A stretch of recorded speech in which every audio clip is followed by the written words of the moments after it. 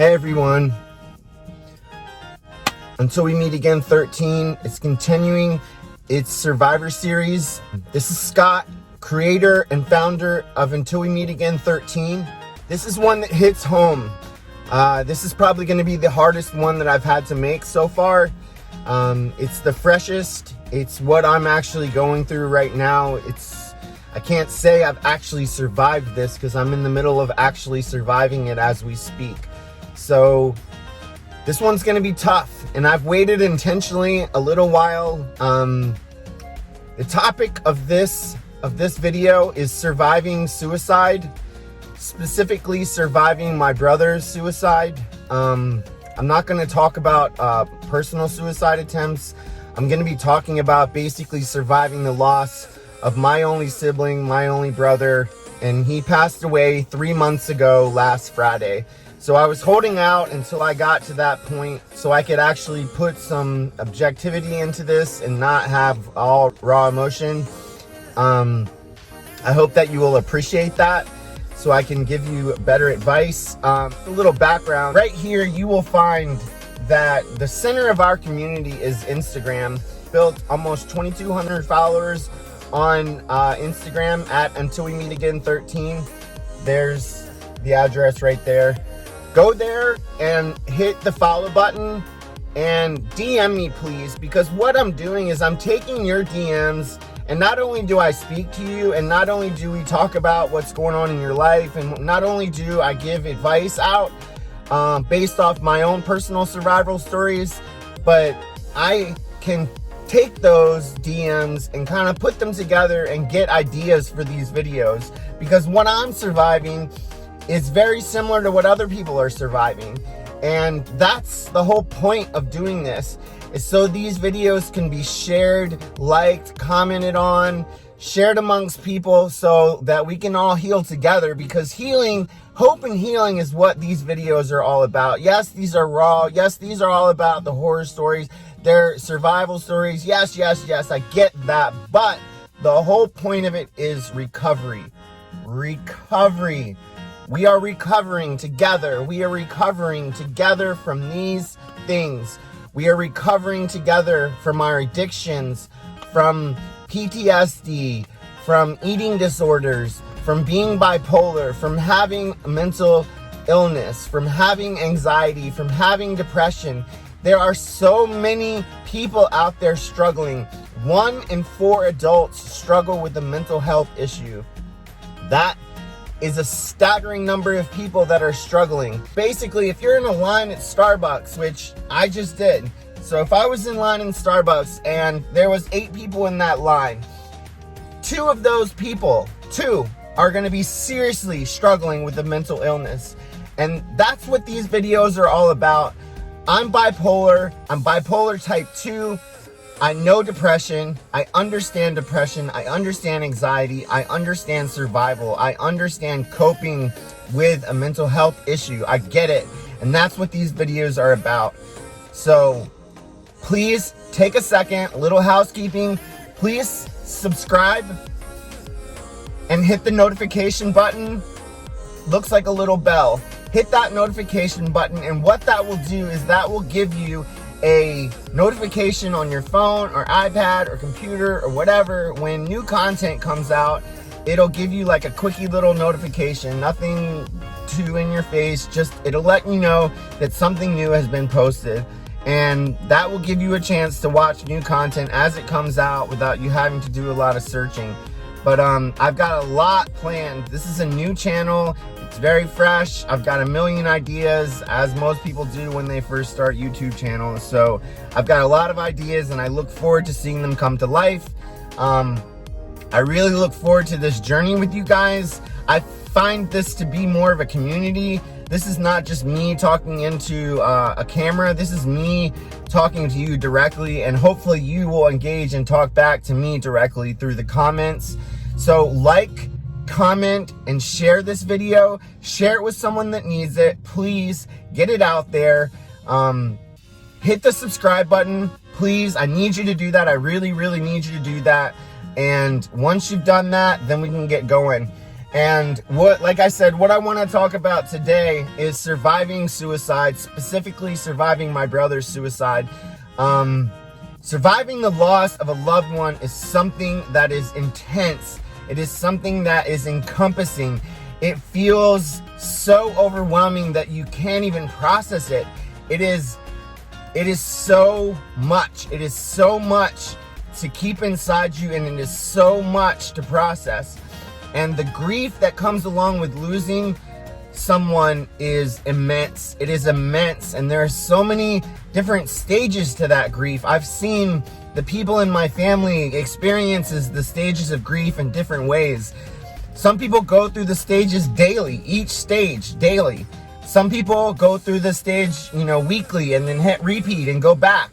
That's kind of where I'm at. I find myself traveling through the stages of grief and then recycling through them again and again and again.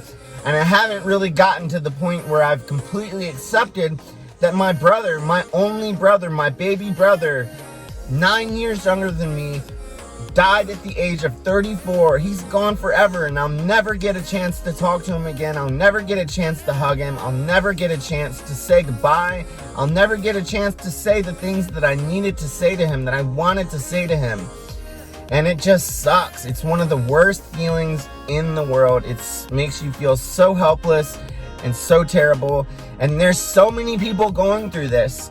I can guarantee you that you have been touched in your life by the loss of someone important, or someone who has been touched by the loss of someone important. Every 40 seconds, someone takes their own life. That is a lot of people. That is a staggering number. That equates to 800,000 people annually. That is so many more people that have passed away from the COVID virus, that have passed away through other causes. It is the second leading cause amongst young people and teens and young adults. We have got to get better. We have got to end the stigma around asking for help. Ask for help. Please ask for help. Do not get to the point where my brother got, where the best decision that you can come up with is to leave this world. Do not get to that point. Please ask for help. Find me on Instagram right there. Find me, hit the follow button, get there and DM me. Let's talk. We can work through any problems that are going on in your life. If you're being bullied, cyberbullied, if you're self-harming, any of those things, I have personal experience that I can give back to you. I can give you ammunition. I can give you tools. We can fight together. That's what I do. That is what I do. I'm an activist and an advocate for mental health issues, for bullying, for self-harming, for addiction recovery, for eating disorder recovery, for PTSD, for sexual abuse. I have experience in all of those things. I was abused when I was 10 years old, and I traveled through the gamut of behavior that comes after that, the PTSD from that, the bullying that resulted from my low self-esteem in high school, the drug addiction, the early proclivities to sex, the curiosity in drugs. I was a hardcore drug addict by the time I was 17. I was incarcerated for 5 years when I was 24 years old. I understand. I get it. And I wish I could have reached out and let my brother understand that I got it, because that would have made a big difference in his life, and it would have made a big difference in my life. I wish I could go back and just reach out to him and tell him, look, it's gonna be okay. In his personal situation, my brother was bipolar schizophrenic. He suffered from bipolar schizophrenia, which is a big deal. Being bipolar puts you on a roller coaster, as it is. There are a lot of ups and there are a lot of downs. In my brother's case, he was actually severely manic at times. And when he was manic, he made decisions that didn't really make a lot of sense. They kind of defied logic. And not many people can wrap their mind around what it's like to have someone in your life that is truly bipolar with manic episodes. it's something. You just shake your head at the things they do. They don't make sense. They do things that don't make sense. And in my brother's case, a lot of his issues stemmed around him having voices in his head. And the voices in his head told him a lot of different things. He had multiple voices and multiple different things going on in his head. He had a voice telling him to be very suspicious of his wife. He had a voice telling him to be very suspicious of the end of the world. He was prepping. He was ready for anything that came, because this voice in his head told him he needed to be. His main thing that he was very, very paranoid about, and that is the main part of schizophrenia. It's the paranoia that comes with it. The paranoia that came with my brother's schizophrenia was surrounding his wife. He was incredibly insecure about her being faithful to him, and he worried endlessly about her being faithful to him. He worried about her constantly. He did not want other men around her. He did not want people to interact with her. He was very scared, very, very scared of losing his wife. And so scared, in fact, that through the years, they were married for 9 years, and through those years, he ended up pushing her away, and they ended up getting separated about, I don't know, maybe 10 months ago to a year. They got separated, and it just basically looked like her moving out, her getting her own place, and they were, their parents, they have 3 young kids, and they were, just being parents, being co-parents, and still talking, still trying to keep whatever they had alive, so they didn't end up devolving into a situation where it was bad for the kids or bad for whatever. There is one thing about my brother that I want to say. He was like a big kid himself, and he never really got a chance to grow up. He was also an active addict. I want to emphasize that he was actively using drugs. He was actively using marijuana. He was actively using other drugs as well. He was on the medication that he was given for his mental health issue, and he was taking other drugs with that, specifically marijuana. And if you have a mental health issue, if you are bipolar, if you are schizophrenic, if you are smoking marijuana, you will increase your chances fourfold to go into a manic state. That is a fact. That drug is very, very dangerous for people with bipolar disorder. It increases your chances of going into a manic state 4 times over. So be careful. I tried to warn my brother ad nauseum. I tried to keep him sober. I tried to get him clean. That was something that had kind of driven a wedge in between us. Is myself, I've been in active recovery since I was 25 years old, and I'm now 43. So you can do the math. That's a lot of years of sobriety. That is a lot of years of being sober. That is a lot of years of working to stay clean, working to get better, working on myself, working on my life, working on my habits, working on my mental state. As I said, I am too bipolar. So I have a lot going on in my own head. I have a lot of anxiety issues. I have a lot of other issues. And I have to maintain my sobriety to be able to keep a good control over my life. I have 2 young kids myself. And in order to be the good dad, the super dad, the wonderful dad that they love, I am their standard of beautiful. I am their standard of what it means to be a man and what it means to be a beautiful person. I have to maintain that. I have to live up to that. And the only way I can live up to that is to stay sober and stay clean. And I wanted to impart that upon my brother so bad, but he just wasn't willing to give up. He was not willing to give up the use of drugs. So he continued using marijuana until literally the day he died. The last minute of his life, he was smoking, and that is just how he chose to go out. And I can't slight him. Everyone has their own path, and everyone has their own way, and everyone, I guess, has their own time. But I feel like if my brother had decided to get clean and exit the situation he was in with his wife and gotten just completely out of it and gotten into a more nurturing environment, I feel like I feel like he might have had a chance to continue on and fight harder and fight longer. Who knows? With bipolar schizophrenia, the mortality rate for that particular illness and that particular combination of illnesses is very high. It's a very, very sad thing. You have to constantly fight. You have to fight off those voices. You have to take the medication that you're prescribed. You have to get in therapy. You have to be really open and really honest about what's going on in your life. And if you're going to choose a partner to live with, you have to find a partner that's willing to nurture you. You have to find a partner that's willing to tolerate your ups and downs.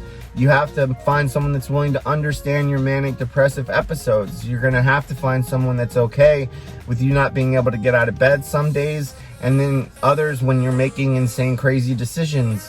I mean, I will give you one example, just one example of something my brother did. This was before he was married.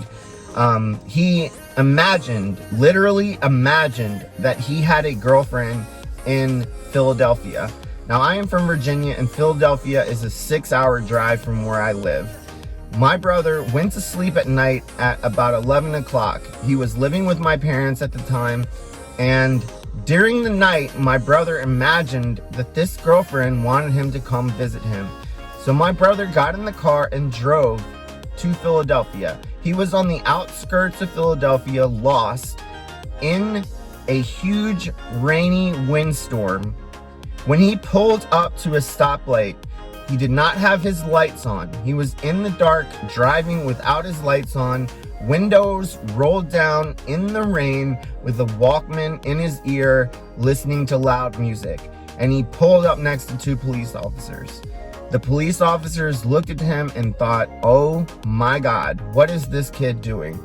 So they pulled him over, or they attempted to pull him over. My brother went ahead on a high-speed chase until he ended up wrapping his car around a tree and ended up in the intensive care unit of a hospital in Philadelphia.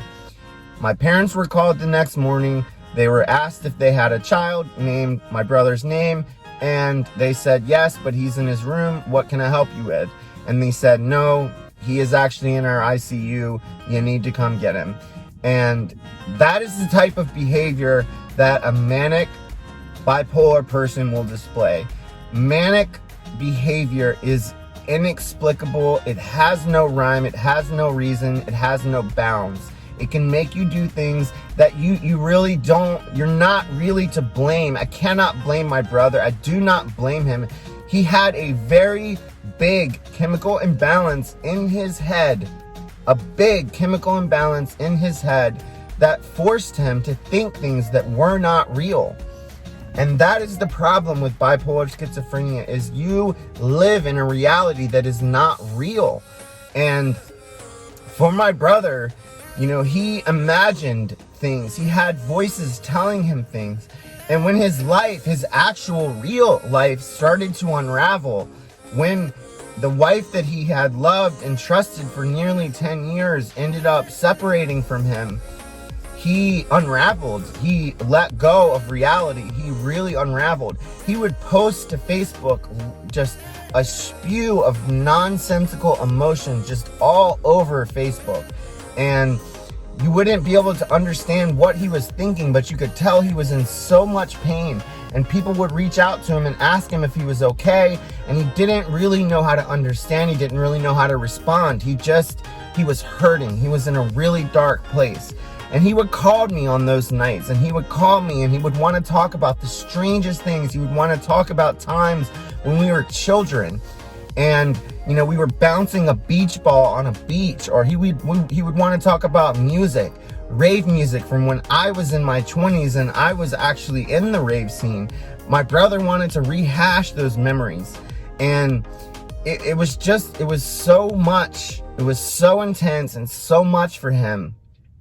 And I really feel for how he felt back then. He had a life that it was hard to process, and bipolar is an inherited thing. And somewhere along the way in my family history, someone passed along that bipolar gene, and along with passing it along, both My brother and I went through heavy active addiction, heroin addiction, use of crystal methamphetamines, use of ecstasy, use of hallucinogenic drugs, use of enough drugs to screw up the chemistry of our brains. Myself, I was a crystal meth addict, a very hardcore crystal meth addict. If you will look right there, you will find 2 videos about my survival of crystal meth addiction. That crystal meth addiction put me in prison for 5 years. If you look right there, you will find a 2-part video of my survival of prison. Those 4 videos are the compilation of what I have put together so far in this Survivor series. There are going to be many more to come, but those are what's out there now. Check those out. Get a feel of who I was as a person. And if you get that feel, you will know what my brother was as a person, because we were brothers. We were raised in the same way, same environment, same house, same everything. And a lot of the things I experienced, my brother experienced. And although a lot of our experiences were different, they were a lot of the same. And, you know, I myself have not personally been pushed to a manic state where I've made the kind of decisions my brother made, but I have been down to the very bottom, and then I found a new bottom below that, and then I found a new bottom below that. And when I was at the very, very, very bottom of the bottom of the bottom, I started laying my foundation, my 1 day at a time foundation, brick by brick by brick, building my sobriety, building my recovery so I could get better. Sadly, my brother never got there. He never got to the point where he was willing to surrender to recovery and to surrender to the fact that he was powerless over his addiction, over his mental health condition, over his own brain, over the voices in his head. He was powerless to control those things. And the only way to really get through it is to build yourself a support system, to see a doctor, to get in therapy, to really, really rip open those scars, rip them open, and talk about what comes out. That was what needed to happen for my brother to maintain his sanity and to deal with the voices that were in his head and to deal with his life unraveling. Because as his life unraveled, it was hard for him to live. It was hard for him to keep his head afloat. And he tried mightily to do that. And I will get into more of the circumstances surrounding his passing. This video has already gotten to be a little long, so I'm gonna cut right here. I'm gonna make a part 2. It's gonna come very soon after this.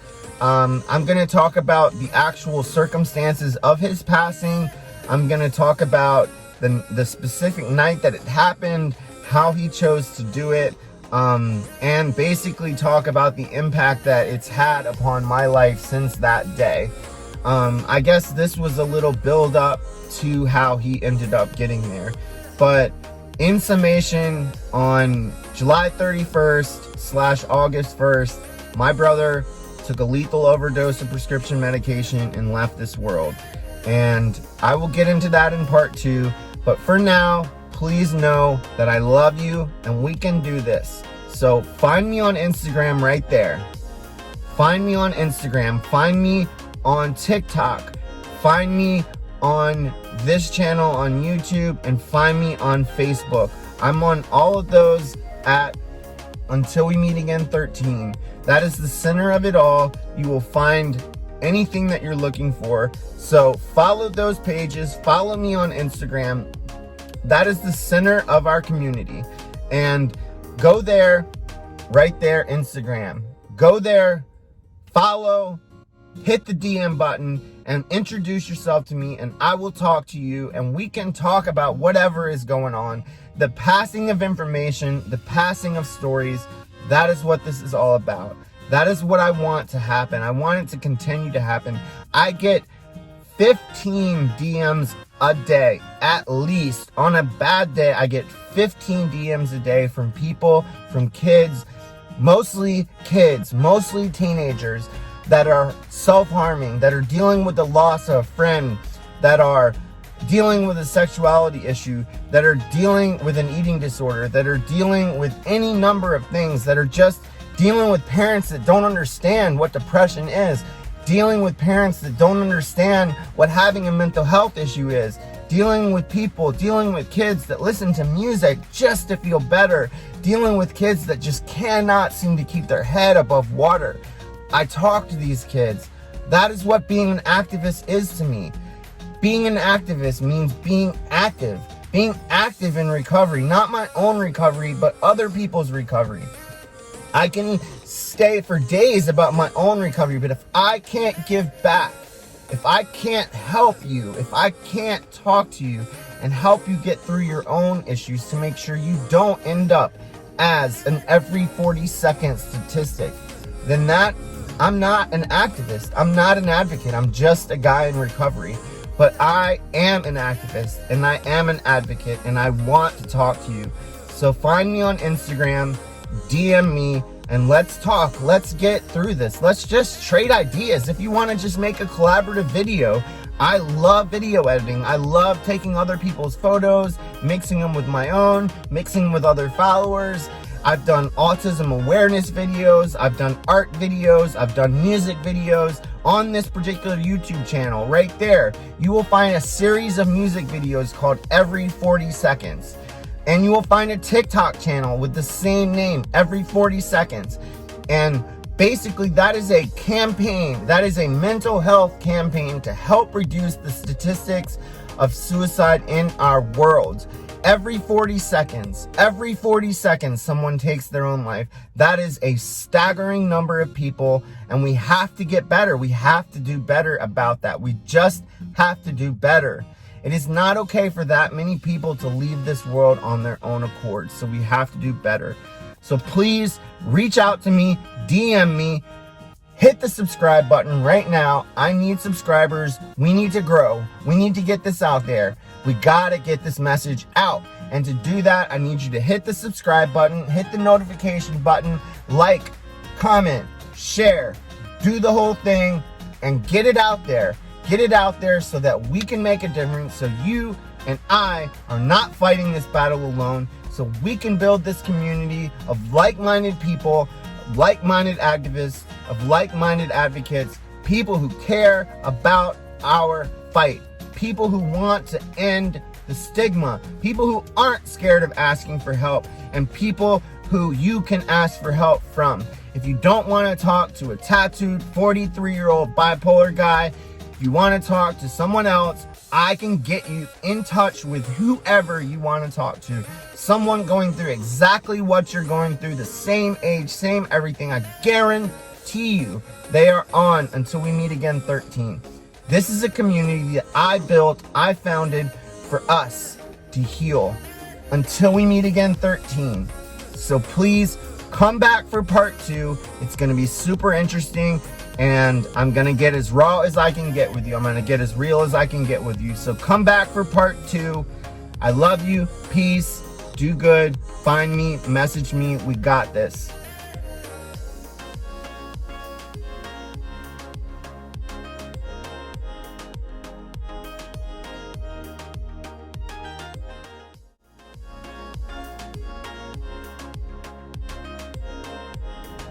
Welcome to Until We Meet Again 13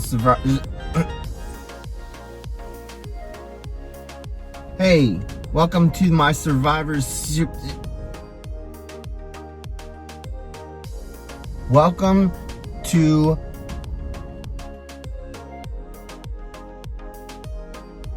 test. Peace. Welcome to Until We Meet Again 13s. Until we get. Why can't I get this right? Come on, man. Come on. Get it together.